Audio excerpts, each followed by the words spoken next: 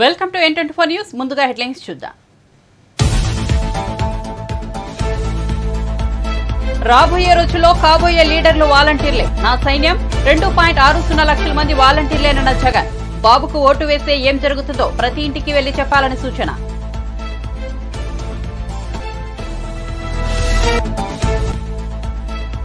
గత ప్రభుత్వ అన్యాయాలను గుర్తించే ప్రజలు బీఆర్ఎస్ ను గద్దెదించారన్న ముఖ్యమంత్రి. ఉద్యోగ నియామకాలు చేపట్టకుండా గత ప్రభుత్వం నిర్లక్ష్యం వహించిందనే ఆరోపణ. బీఆర్ఎస్ ఉద్యోగాలు ఊడగొడితే ఉద్యోగాలు ఇస్తామని మేము చెప్పామన్న రేవంత్ రెడ్డి. సీఎం కావాలనే ప్లాన్ లో హరీష్ ఉన్నారన్న కోమటిరెడ్డి. కేటీఆర్, హరీష్, కవితల పేర్లతో బీఆర్ఎస్ చీలిపోతుందని జోష్యం. రాష్ట్రంలో మరో 20 ఏళ్లు కాంగ్రెస్ అధికారమని ధీమా.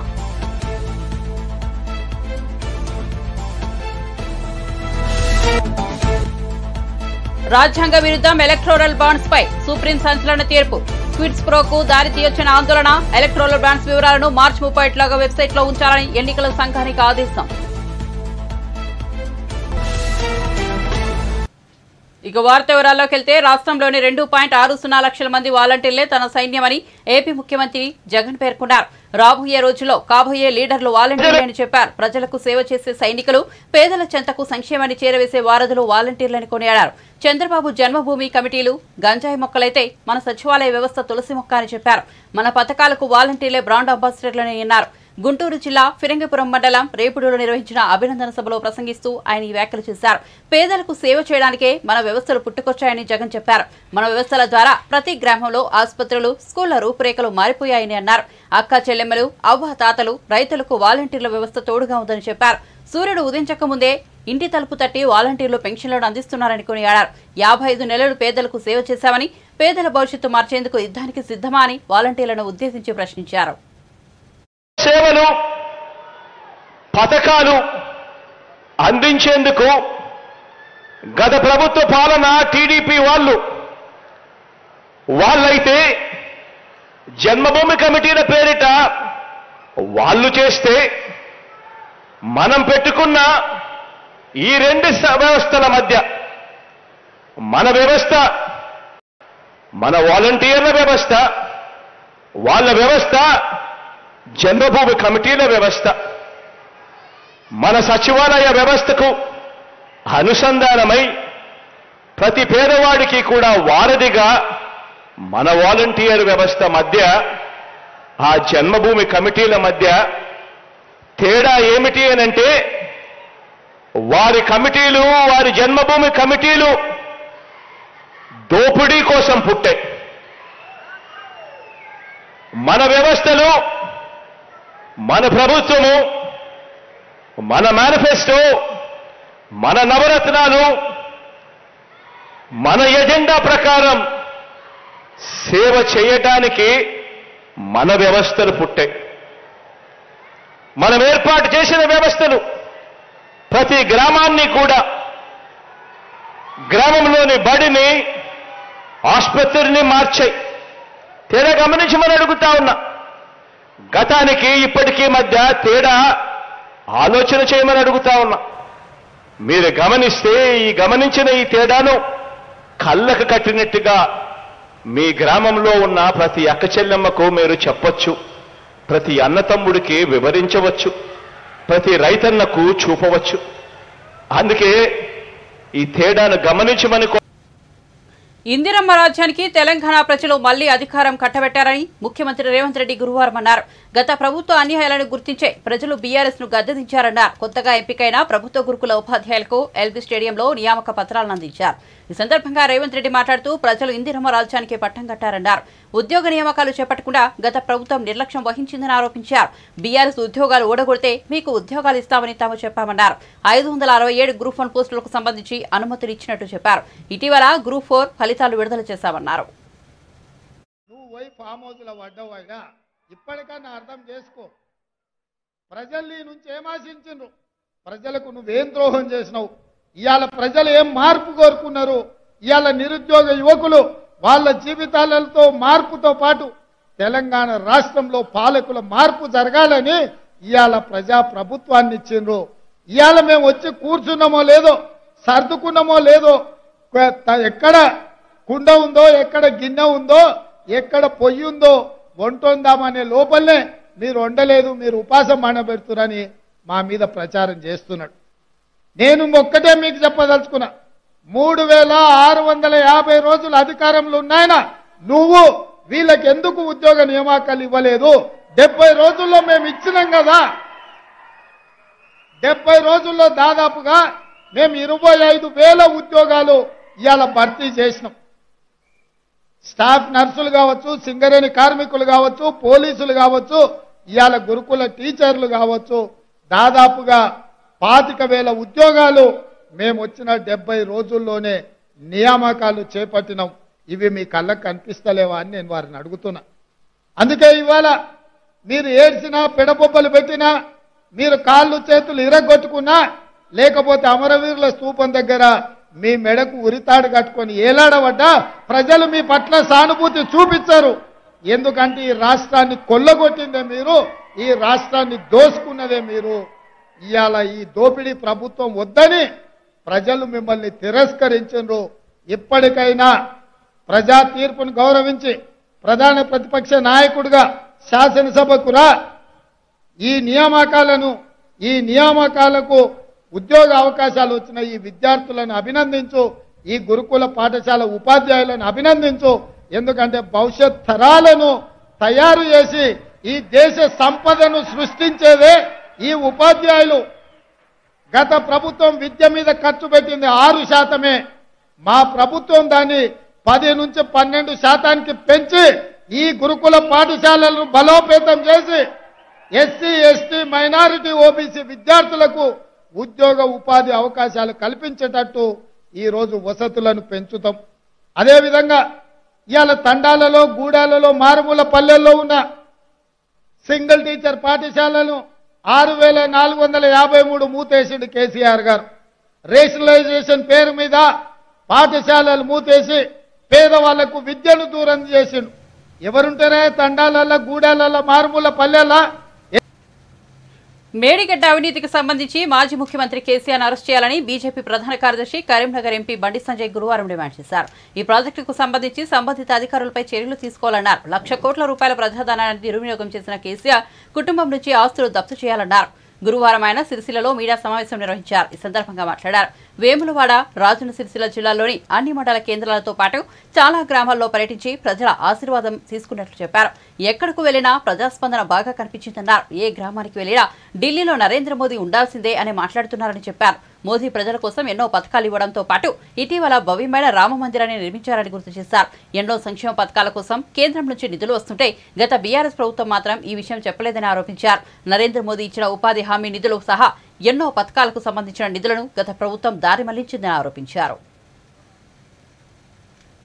అభ్యర్థిని ఆశీర్వాదంతో అక్టోబర్ 21 నాడు మేడిగడ్డకు సంబంధించి మెయిన్ బ్యారేజ్, కాళేశ్వరంలో మెయిన్ బ్యారేజ్ అక్టోబర్ 21 నాడు పిల్లలు కుంగిన తర్వాత ఈ విషయం బయటకు వచ్చిన తర్వాత అక్టోబర్ 24వ తారీఖు నాడు national dam safety authority team వచ్చింది కేంద్రం నుంచి. వచ్చి ఇక్కడ విచారణ జరిపారు. ఇక్కడ రాష్ట్ర ప్రభుత్వం విచారణకు సహకరించకుంటే అక్టోబర్ 25వ తేదీ నాడు హైదరాబాద్లో రాష్ట్రంలోని అధికారులతో సమావేశం ఏర్పాటు చేసి అన్ని వివరాలు సేకరించి వాళ్ళే నిర్లక్ష్యం చేసింది. దీని మెయింటెనెన్స్ లేదు, కన్స్ట్రక్షన్ అసలే కంప్లీట్, ఇది ఎందుకు పనికిరాదు అని చెప్పండి అడిగింది. జనవరి 12 రోజు కాంగ్రెస్ పార్టీ ప్రభుత్వానికి లేఖ రాసింది. కానీ కాంగ్రెస్ పార్టీ ప్రభుత్వం కూడా కనీసము వివరాలు అందించడానికి సిద్ధంగా లేదు. అంటే దీని ద్వారా ఏం స్పష్టమైంది? కాంగ్రెస్ పార్టీ కూడా విచారణకు సహకరిస్తలేదంటే ఇది తూతూ మంత్రంగా ఓడుకోలు విమర్శించుకుంటాం. మేమందరం కలిసే ఉంటాము, కేవలము మేము విమర్శించుకొని టైంపాస్ పార్టీకి చేస్తామని చెప్పి కాంగ్రెస్ పార్టీ, బీఆర్ఎస్ పార్టీ కలిసి ఉన్న విధానాన్ని ఇలా మనం గ్రహించాల్సిన అవసరం ఉంది. ఇలా కాంగ్రెస్ పార్టీకి ఏమాత్రం చిత్తశుద్ధి ఉంటే కేంద్రంలోని విచారణకు సహకరించాలి, పూర్తి వాళ్ళు అడిగిన వివరాలు ఇవ్వాలి. ఎందుకు ఇవ్వకపోవడానికి అభ్యంతరం అనేది కాంగ్రెస్ పార్టీ చెప్పాలి. ఇవాళ విచారణ జరిగింది, కేంద్ర ప్రభుత్వం నివేదిక ఇచ్చింది, ఇది పొరపాటు జరిగింది, ఇది పూర్తిగా క్వాలిటీ లేకుండా వేసింది, ఎందుకు పనికిరాదు, ప్రజాధనం దుర్వినియోగం అయిందని చెప్పి నివేదిక వచ్చిన తర్వాత మళ్ళా విచారణ ఏంది? సెంట్రల్ టీం వచ్చింది, కాంగ్రెస్ పార్టీ మంత్రులు వేరు, ఎక్స్పర్ట్స్ పోయి చూసిర్రు, మళ్ళీ నిన్న ఎమ్మెల్యేలు వేరు, మళ్ళీ పిక్నిక్ లెక్క వేరు. మళ్ళీ కాబట్టి నివేదిక మొత్తము రాష్ట్ర ప్రభుత్వం పూర్తి నివేదిక ఉంది, రాష్ట్ర ప్రభుత్వం దగ్గర పూర్తి నివేదిక ఉంది. ఈ నివేదిక ఉన్నాక మీకు ఇంకేం కావాలి? ఇంకేం నివేదికలు కావాలి? ఇంకేం విచారణ చేస్తారు మీరు? ఇప్పటికే గతంలోనే రాష్ట్ర ముఖ్యమంత్రిని అరెస్ట్ చేయాలి, ఫస్ట్ సంబంధిత అధికారుల మీద చర్యలు తీసుకోవాలి. 1,00,000 కోట్ల రూపాయలు ప్రజాధనాన్ని దుర్వినియోగం కేసీఆర్ కుటుంబం నుంచి ఆస్తులు జప్తు చేయాలి. ఇప్పటికే ఏం చేయకుండా ఇంకేదో రిపోర్ట్ రాలేదంటే ఇంకో విచారణ చేస్తామని చెప్పి ఇది కేవలము ఈ ఇద్దరి మధ్యలో అసెంబ్లీలో ఒప్పందం కుదుర్చుకొని ఈ ఎన్నికల్లో పార్లమెంట్ ఎన్నికల్లో బీజేపీ భారీ మెజార్టీతో గెలవబోతుంది. కాబట్టి తెలంగాణ రాష్ట్రంలో ఇలా బీజేపీని పక్కదారి పట్టించి Congress versus BRS versus Congress అని ఇద్దరు చెప్పుకోవడానికి, బీజేపీని ప్రజల దృష్టి నుంచి తీసేయడానికి వీళ్ళు ఆడుతున్న నాటకాలు తప్ప ఇంకోటి కాదు. ఇలా కేంద్ర ప్రభుత్వం నివేదిక విచారణ తర్వాత ఇంకా ప్రపంచం నుంచి వాళ్ళు పిలిపిస్తారు, ఇంకా ప్రపంచం నుంచి కన్నా వేరే దేశం నుంచి వాళ్ళు పిలిపించి విచారణ చేస్తారు. చెప్పు మరి, ఇంకా ప్రపంచంలో ఇంతకంటే ఎక్స్పర్ట్స్ ఇంకా ఉన్నారా వీటిలో? కానీ విచారణ జరిపిన తర్వాత నివేదికలు వచ్చిన తర్వాత ఇవన్నీ కూడా టైంపాస్ చేస్తున్న వాటి తెలంగాణ సమాజం ఆలోచించాలి. కాంగ్రెస్ పార్టీ ప్రజలు వివరించాల్సిన బాధ్యత ఉన్నది. మీరు 6 గ్యారెంటీలు ఎన్నికల కోడ్ లోపల మీరు ఇచ్చిన హామీలతో పాటు నెరవేర్చరా? బీఆర్ఎస్ పార్టీ ఇలా కాళేశ్వరం విషయంలో కేంద్ర ప్రభుత్వం నివేదిక ఇచ్చింది, ఎక్స్పర్ట్స్ నివేదిక ఇచ్చారు, మీ మంత్రులు తిరిగిరు, రిపోర్ట్ వచ్చింది. ఆ రిపోర్ట్ను ఆధారంగా బీఆర్ఎస్ పార్టీ నాయకుల మీద సంబంధిత అధికారుల మీద క్రిమినల్ కేసు పెట్టి వాళ్ళని అరెస్ట్ చేసి ఆస్తులు జప్తు చేసి వాళ్ళ ప్రజాధనాన్ని దుర్వినియోగం కూడా స్వాధీనం చేసుకోరా? కాంగ్రెస్ పార్టీ స్పష్టం చేయాలి.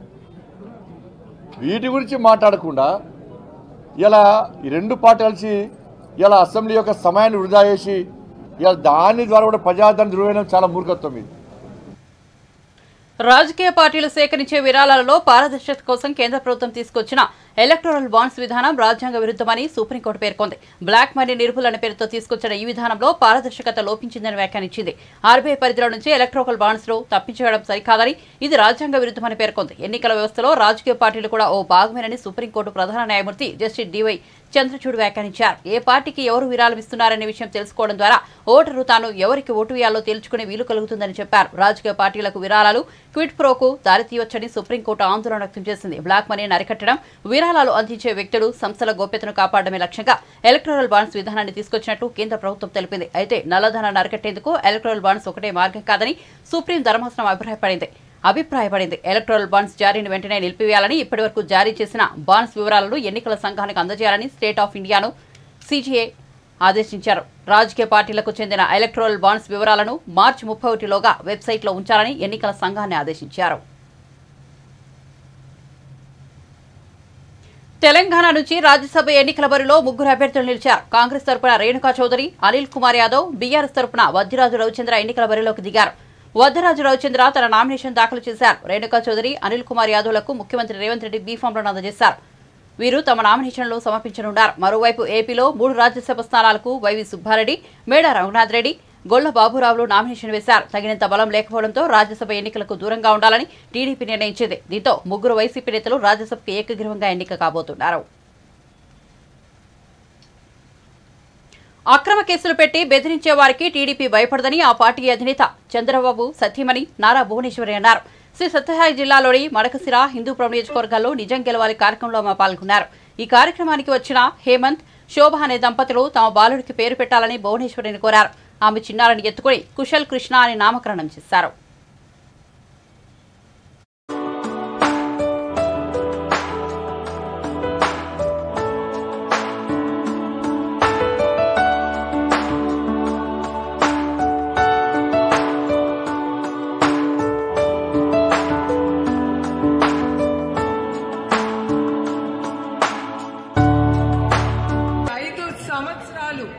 చాలా కష్టాలు మీరందరూ కానీ మన ధైర్యం సహనం ఏం కోల్పోగలేదు.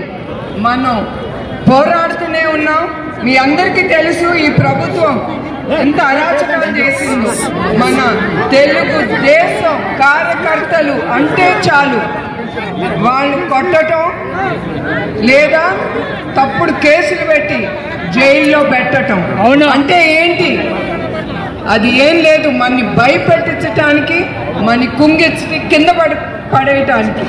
కానీ మన తెలుగుదేశం బిడ్డలు ఏనాడు మనం కింద పడం, మనం పైకి లేచి దానికి ఆయుధం ఏంటి చెప్పండి? మన పోరాటానికి అది మర్చిపోకూడదు. మీరే కాదు, ఇంకా 10 మందితో కూడా మీరు తీసుకెళ్లి బూత్కి ఓటు వేయించే బాధ్యత మనందరిలోనే ఉంది. కాదు, ఆంధ్రప్రదేశ్ భవిష్యత్తు కోసం నేను చెప్తున్నాను. మన పిల్లలు భవిష్యత్తు కోసం, ఇప్పుడుండే యూత్ కోసం వాళ్ళకి ఉద్యోగాలు రావాలి. కొంతమంది అన్నారు ఆయన జైలు నుంచి బయటకు వచ్చారు, ఇంకా మీరు ఎందుకు చెక్కులు పంపించేయండి. కానీ నాకు అట్లా అనిపించలేదు. నేను వెళ్ళాలి, నా బిడ్డల్ని నేను చూడాలి, వాళ్ళకి నేనున్నానని భరోసా ఇవ్వాలని నేను ఇది ముందుకు తీసుకెళ్తున్నాను. మాజీ మంత్రి హరీష్ రావును ఉద్దేశించి మంత్రి కోమిరెడ్డి వెంకటరెడ్డి కీలక వ్యాఖ్యలు చేశారు. హరీష్ రావు చేస్తున్న వ్యాఖ్యలు కేసీఆర్, కేటీఆర్లకు వెన్నుపోటు పొడిచేలా ఉన్నాయని చెప్పారు. రాబోయే రోజుల్లో బీఆర్ఎస్ పార్టీ కేటీఆర్, హరీష్ రావు, కవితల పేర్ల మీద విడిపోతుందని అన్నారు. బీఆర్ఎస్ మొత్తం 4 ముక్కలవుతుందని చెప్పారు. సీఎం కావాలనే ప్లాన్లో హరీష్ రావు ఉన్నారని పేర్కొన్నారు. అసెంబ్లీ లాబీలో మీడియాలో నిర్వహించిన చిట్చాట్లో మాట్లాడుతూ ఆయన వ్యాఖ్యలు చేశారు. మన హరీష్ రావు గారు అంటున్నారు నేనే సీఎం అయితే అని. అంటే కొంచెం ప్రాబ్లం వచ్చింది అంతే వీళ్ళకి. దానికి మనం ఏం చేయలేము. ఇక దాన్ని ఎవరేం చేయలేరు. ఇక దేవుడు కూడా కాపాడలేడు. ఒక్క నిమిషం సార్, దేవుడు కూడా కాపాడలేరు వీళ్ళని. దేవుడు కూడా కాపాడలేడు. రాక నలవటకు వచ్చింది అధ్యక్ష. మన వర్షాలు లేక ఇబ్బంది పడుతున్నాం. మంచినీళ్ళు లేవు. జగన్మోహన్ రెడ్డి బిర్యానీ తినిపించిండు, రాసిచ్చిండు. వస్తా అధ్యక్ష, వస్తా వీళ్ళ ఎమ్మెల్యే అధ్యక్ష. ఎంత ఐరన్ లేక అంటే వీళ్ళ పార్టీ వస్తా పాప 38 ఏళ్ళ ఓంకువాడు సార్. ఇద్దరు చిన్నపిల్లలు మస్తెక్కి హైదరాబాద్కి కార్లలో దోసుకున్న సొమ్ముతో ర్యాలీ తీసుకొని హైదరాబాద్కి వచ్చి ఆ ఎమ్మెల్యే ఆగో చెప్తా మీ చరిత్ర సార్. కృష్ణానీలే సార్, 40 మంది లేక 40 మంది లేరు సార్ వీళ్ళకు. 40 ప్రజలు చీదరించిరు. 40 ప్రజలు టీఆర్ఎస్ బహిష్కరించును.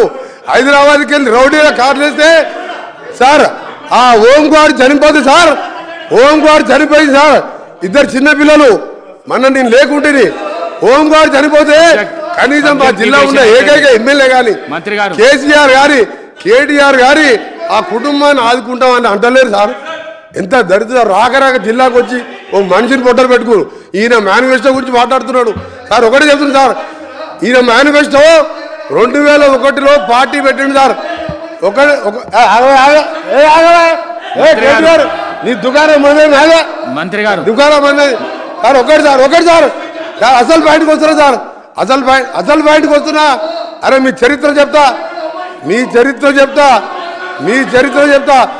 2001లో సార్ కేసీఆర్ గారు పార్టీ పెట్టిండు సార్. పార్టీ పెట్టినప్పుడు ఏం చెప్పిండు సార్? ఈ రాష్ట్రానికి మొదటి ముఖ్యమంత్రి దళితుడే. కేసీఆర్ మాట అంటే మాటే. ఆ మాటకి కాకుండా నా తల తీసుకుంటా అన్నాడు. తల ఉందా సార్ కేసీఆర్ది? దళితుడు ముఖ్యమంత్రి చేసిన దళితుడు ప్రతిపక్ష నాయకుడు అయితే, అదే బట్టి విక్రమ్ దళితుడు ప్రతిపక్ష నాయకుడు అయితే ఆయన గడుకోసారి ఆ స్థానం చూడలేక 13 సార్ చాలా ఇంపార్టెంట్ సార్. ఇది చాలా ఇంపార్టెంట్. మేనిఫెస్టో గురించి మాట్లాడినప్పుడు ఏపీ ముఖ్యమంత్రి జగన్ ఒక కటింగ్ మాస్టర్ అని టీడీపీ జాతీయ ప్రధాన కార్యదర్శి నారా లోకేష్ విమర్శించారు. ప్రభుత్వ సలహాదారు సజ్జల రామకృష్ణారెడ్డి ఇచ్చే సలహాలని పనికి మాలిన సలహాలని పేర్కొన్నారు. సజ్జలకు 2 చోట్ల ఓట్లు ఉన్నాయని దుయ్యబట్టారు. సీఎం సలహాదారుడే దొంగ ఓట్లు వేసేందుకు సిద్ధమైన పరిస్థితి రాష్ట్రంలో నెలకొందని ఎద్దేవా చేశారు. విజయనగరం జిల్లా రాజంలో నిర్వహించిన శంకరరావు బహిరంగ సభలో ప్రసంగిస్తూ ఆయన వ్యాఖ్యలు చేశారు. తిరుపతి ఉప ఎన్నికల్లో వైసీపీ గెలుపుకు దొంగ ఓట్లే కారణమని లోకేష్ అన్నారు. దొంగ ఓట్లు నమోదు చేస్తున్న వారిపై కఠిన చర్యలు తప్పవని హెచ్చరించారు. ఇప్పటికే డీఎస్పీ, సీఐ, ఎస్ఐలు సస్పెండ్ అయ్యారని, రేపు మాపో విచారణ నివేదిక వస్తుందని, అక్రమాలకు పాల్పడిన వారంతా జైలుకు వెళ్తారని చెప్పారు. శంకరరావు సమావేశానికి విచ్చేసిన ఎన్నికల ముందల 6500 కానిస్టేబుల్ పోస్టులు. ఆయన వాస్తవంగా ఒక సైకో, ఒక భస్మాసురుడు. హిట్లర్ గురించి విన్నాం కదా, సద్దాం హుస్సేన్ గురించి విన్నాం కదా, అలాంటి వ్యక్తి ఈ సైకో జగన్. ఈ సైకో జగన్ ని చూస్తే చాలా జాలి వేస్తుంది. మనం చేసిన మంచి పనుల మీద రంగులేసి నేను చేశాను అంటాడు. మనం కట్టిన టిట్కో ఇల్లు పైన రంగులు వేసి నేను కట్టానని చెప్పుకుంటాడు. మనం కట్టిన అన్నకాయలు మూసేసి రంగులు మార్చి అక్కడ సచివాలయం తీసుకొచ్చి చేశానని పెద్ద ఫోజులు కొడతాడు. అంతెందుకు, మన భూమి మనం కొనిన తరతరాలుగా మనకు వచ్చిన భూమి పత్రాల పైన కూడా ఆయన ఫోటోలు, ఏకంగా సర్వే పేరులతో రాళ్ళ పైన కూడా ఆయన ఫోటోలు. ఇప్పుడు కొత్తగా అంటున్నాడు మీ బిడ్డ మీ బిడ్డ మీ బిడ్డ అని. అందరూ జాగ్రత్తగా ఉండాలి. ఏదో ముఖ్యమంత్రి మనం బిడ్డ అవుతున్నాడు జాలి పడద్దండి. మీ బిడ్డ అని ఎందుకు అంటున్నాడంటే పొరపాటున ఇంకోసారి ఎన్నికలు గెలిస్తే మీ బిడ్డని కదా, మీ భూమి నాకు ఇవ్వండి అంటాడు. అది ఈరోజు జగన్ పరిస్థితి. చంద్రబాబు గారు లాగా ఏదో మంచి పేరు తీసుకురావాలని ఇమేజ్లు కొట్టాడు. కానీ అది సాధ్యం కాదు. ఎందుకో తెలుసా, జగన్ అంటే ఒక జైల్, బాబు గారంటే ఒక బ్రాండ్. జగన్ ని చూస్తే కోడి కత్తి గుర్తొస్తుంది, అదే బాబు గారిని చూస్తే కియా కార్ గుర్తొస్తుంది. జగన్ ని చూస్తే ఒక ప్రిజనరీ కంపడతాడు, అదే బాబు గారిని చూస్తే ఒక విజనరీ ఈరోజు మనకు కంపడతారు. చంద్రబాబు గారిని అరెస్ట్ చేస్తే మనందరం అధైర్యపడతారు అనుకున్నాడు. కానీ జగన్కి ఒక మాట చెప్పాలనుకున్నా, అసలు భయం మా బయటం లేదు. జగన్ ఏం తప్పు చేయని మా బాబు గారిని 53 రోజులు జైలుకు పంపించావే, 1,00,000 కోట్ల ప్రజాధనాన్ని లూటీ చేసి మీరు తొందరలో జైలుకి వెళ్ళబోతున్నారని ఈ సభాముఖంగా హెచ్చరిక జారీ చేస్తున్నాం. ఇసుక దోపిడీ, మద్యం దోపిడీ, గన్నుల దోపిడీ, ఇంకా రేపో మాపో గాలి పైన కూడా ఎలా డబ్బులు సంపాదించాలని ఆలోచిస్తాడు ఈ జగన్. జగన్గా చెప్తున్నా, బాములకే భయపడిన కుటుంబం మాది. నువ్వు పెట్టే పనికిమాల కేసుల కోసం మేము భయపడతామా? నేను ఎర్ర బుక్కు పట్టుకుని తిరుగుతుంటే కోర్టుకు వెళ్ళి నా పైన నాన్ బెయిలబుల్ వారెంట్ ఇష్యూ చేసేందుకు ప్రయత్నించారు. నేను ఎక్కడనే ఉన్నా కదబ్బా, అరెస్ట్ చేయాలంటే రండి, ఎందుకు భయపడాలా? ఏనాడు మేము తప్పు చేయలా. ఆనాడు చంద్రబాబు నాయుడు గారిని అరెస్ట్ చేసినప్పుడు 3,000 కోట్ల రూపాయలు కుంభకోణం అన్నారు. దాని తర్వాత 270 కోట్ల రూపాయలు కుంభకోణం అన్నారు. నిన్న కాక మొన్న కేవలం 27 కోట్ల కుంభకోణం అంటారు. ఈ సభాముఖంగా వైసీపీ నేతల ఇసుక దందాకు కలెక్టర్లే సహకరిస్తున్నారని మాజీ మంత్రి నక్కా ఆనందబాబు అన్నారు. గురువారం నాడు టీడీపీ కార్యాలయంలో ఆయన మీడియాతో మాట్లాడుతూ ఏపీలో జరుగుతున్న ఇసుక అక్రమ మైనింగ్పై కేంద్ర పర్యావరణ శాఖ ఇచ్చిన నివేదికపై ముఖ్యమంత్రి, జిల్లా కలెక్టర్లు ఏం సమాధానం చెబుతారని ప్రశ్నించారు. బాపట్ల జిల్లా కలెక్టర్ రంజిత్ బాషా ఇసుక త్రవ్వకాలు జరగని తీసుకువెళ్లి ఎలాంటి అక్రమ మైనింగ్ జరగడం లేదని ఎలా చెబుతారని ప్రశ్నించారు. పక్కనే అక్రమ మైనింగ్ జరుగుతున్న చిలుబూరు, గాజుల్లంక రీచ్లో ఆయనకు కనిపించలేదా అని నిలదీశారు. పల్నాడు జిల్లా కలెక్టర్ పరిశీలించి అక్రమ మైనింగ్ జరగలేదని చెప్పిన ఇసుక రీచ్లోనే ఓ మీడియాకు చెందిన విలేకరుపై ఎందుకు దాడి చేశారని ప్రశ్నించారు. అక్రమ మైనింగ్ వ్యవహారాన్ని ఆ విలేకరి బయట పెడతారన్న అక్కసుతోనే వైసీపీ గుండాలు ఆయనపై దాడి చేసి ఆసుపత్రి పాలు చేశారని మండిపడ్డారు. ఉచితంగా ఇచ్చినటువంటి ఇసుకని వేల కోట్ల దోపిడీకి ఒక మార్గంగా ఈ జగన్మోహన్ రెడ్డి ఎంచుకున్నాడు. ఇవాళ ఎన్నో రకాలుగా తెలుగుదేశం పార్టీ ఈ ఇసుక అక్రమ మైనింగ్ మీద, అక్రమ దోపిడీ మీద మా అధినేత చంద్రబాబు నాయుడు గారి దగ్గర నుంచి కింద స్థాయి వరకు వివిధ స్థాయిల్లో ఎన్నో రకాలుగా ఆందోళన చేశాం. ఎన్ని ఆందోళనలు చేసినా ప్రభుత్వానికి కానీ ప్రభుత్వ అధికారులకు కానీ నిమ్మకు నీరెత్తినట్లు వ్యవహరించి అందరూ కూడా వాటాలు వేసుకొని పంచుకొని అక్రమ ఇసుక దందా వ్యవహారం సాగిస్తూ ఉన్నారు. కోర్టులు మొట్టికాయలేస్తూ ఉన్నాయి, చివాట్లు పెడతా ఉన్నాయి. నేషనల్ గ్రీన్ ట్రిబ్యునల్ అనేక ఆర్డర్స్ ఇష్యూ చేసింది. ఎన్ని చెప్పినా కూడా దున్నపోతు మీద వర్షం పడ్డ చందంగా ఈ ప్రభుత్వం వ్యవహరిస్తూ ఉంది. ఇవాళ కేంద్ర పర్యావరణ శాఖ నివేదిక ఇచ్చింది, ఇక్కడ చేయడానికి వీల్లేదని చెప్పి. అక్రమంగా వీళ్ళు దందాలు చేస్తూ ఉన్నారు, అక్రమ ఇసుక తవ్వకాలు జరుగుతూ ఉన్నాయని చెప్పి చెప్పడం జరిగింది. అయినా కూడా ప్రభుత్వానికి సంబంధించి మొన్న 31వ తారీఖు 1వ నెల 31వ తేదీన అసలు మైనింగే జరగట్లేదని చెప్పి ప్రభుత్వ న్యాయవాది జీపీ గ్రీన్ ట్రిబ్యునల్లో వాదిస్తారు. అదేవిధంగా అదే జీపీ 5వ తేదీ 2వ నెల ప్రతిమా కంపెనీ ప్రభుత్వం వాళ్ళకి ఆర్డర్స్ ఇష్యూ చేసింది, టెండర్లో వాళ్ళు చేస్తున్నారని చెప్తారు. ఇదే నెల 2వ నెల 5వ తేదీన అదే జీపీ 14వ తేదీ 2వ నెలలో గవర్నమెంటే మైనింగ్ చేస్తుందని చెప్తారు. అసలు 3 సార్లు ప్రభుత్వానికి సంబంధించినటువంటి ప్రభుత్వ న్యాయవాది ఒకే కోర్టులో 3 రకాలుగా స్టేట్మెంట్లు ఇచ్చారు, ఆర్గ్యుమెంట్ చేశారు. అదేవిధంగా సాయంత్రానికి జారుతా ఉంది అని చెప్పాడు. నిన్న అదే రీచ్కి విలేకరులు, పత్రికా విలేకరులు, ఈనాడు విలేకరు వెళ్ళి ఫోటోలు తీస్తూ ఉంటే అక్రమంగా జరుగుతున్నటువంటి మైనింగ్ని అతని మీద దాడి చేసి కొట్టి నానా బేబస్సు సృష్టించారు. అక్కడ కలెక్టర్ వెళ్ళేమో మైనింగ్ జరగట్లేదని ఒకరోజు చెప్పొస్తాడు, 2వ రోజు మైనింగ్ జరుగుతూ ఉంటే అది బాహ్య ప్రపంచాన్ని చూపించడానికి విలేకరు ప్రయత్నం చేస్తే విలేకరు మీద రౌడీజం చేసి కొట్టి హాస్పిటల్ పాలు చేస్తారు వీళ్ళు. బీఆర్ఎస్ అధినేత కేసీఆర్ అహంభావం, అవినీతి కారణంగానే తెలంగాణ ప్రజలు వారికి బుద్ధి చెప్పారని సిపిఐ జాతీయ కార్యదర్శి నారాయణ విమర్శించారు. మేడిగడ్డ బ్యారేజీ పిల్లలు కుంగిపోతే కొంపలు మునిగిపోయినట్టు రాద్ధాంతం చేస్తున్నారని ఆయన అనడం వివేకవంతుడి లక్షణం కాదన్నారు. గతంలో ముఖ్యమంత్రిగా పనిచేసిన వ్యక్తి ఈ విధంగా మాట్లాడడం పద్ధతి కాదని చెప్పారు. ఎంఎస్పీ దాన్ని అమలు చేయలే, ప్రభుత్వాన్ని అందరూ విమర్శిస్తూ ఉన్నారు. దానికి నిరసనగా ఈరోజు ఢిల్లీ మళ్ళా ఆవుకు పూజ చేసే పరిస్థితికి వచ్చారు.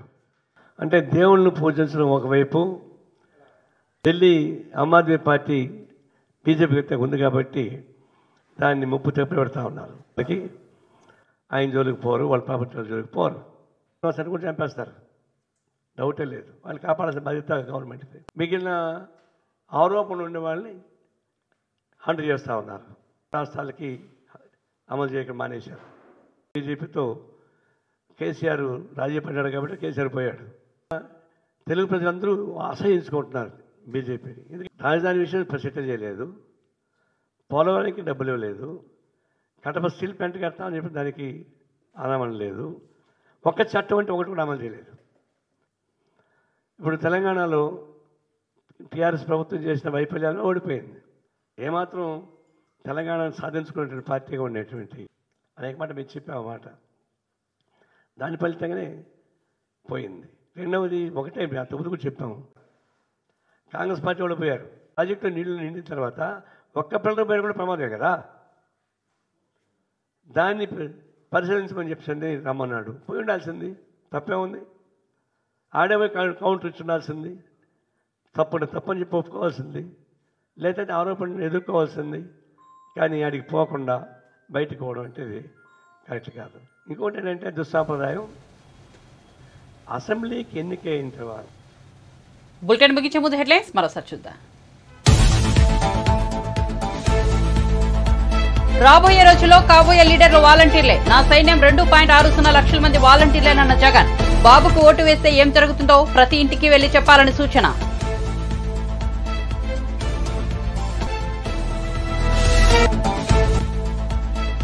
గత ప్రభుత్వ అన్యాయాలను గుర్తించే ప్రజలు బీఆర్ఎస్ ను గద్దెదించారన్న ముఖ్యమంత్రి. ఉద్యోగ నియామకాలు చేపట్టకుండా గత ప్రభుత్వం నిర్లక్ష్యం వహించిందన్న ఆరోపణ. బీఆర్ఎస్ ఉద్యోగాలు ఊడగొడితే ఉద్యోగాలు ఇస్తామని మేము చెప్పామన్న రేవంత్ రెడ్డి.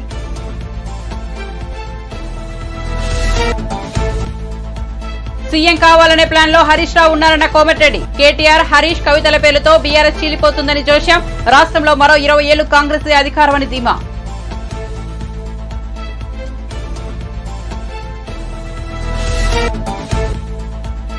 రాజ్యాంగ విరుద్ధం ఎలక్టోరల్ బాండ్స్ పై సుప్రీం సంచలన తీర్పు.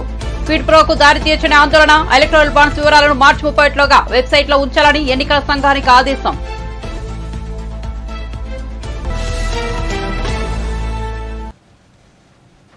ఇవి బులెటిన్ అప్డేట్స్. చూస్తూనే ఉండండి N24 న్యూస్.